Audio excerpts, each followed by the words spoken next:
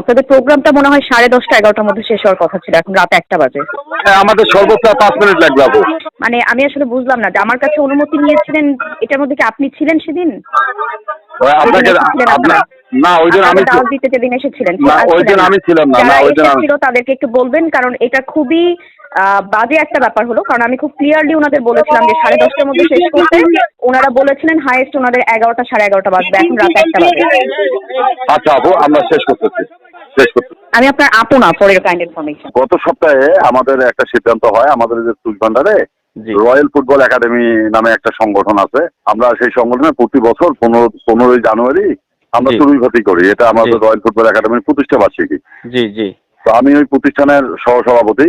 তো আমরা ইউনো মহোদয় থেকে শুরু করে কালীগঞ্জ উপজেলায় যত প্রথম শ্রেণীর কর্মকর্তা আছে সবাইকে আমরা দাওয়াত করি প্রতি বছর।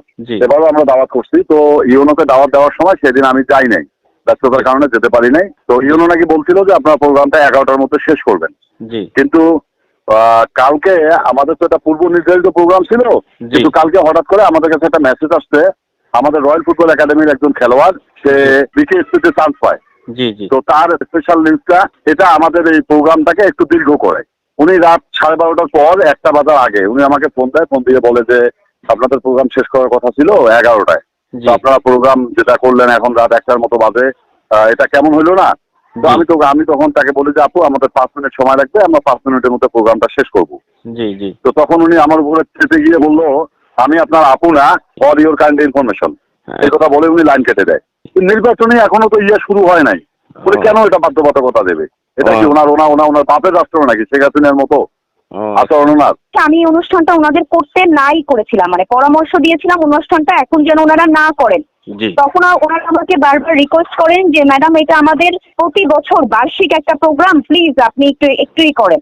তো তখন আমি বললাম যে দেখেন, তাহলে ওনারা আমাকে দাওয়াত দিতেও এসেছিলেন। আমি বললাম যে আমি তাহলে অবশ্যই যাব না, এই যেহেতু নির্বাচনের আগে এই ধরনের প্রোগ্রামে যে কেউ আসতে পারে, যাব না।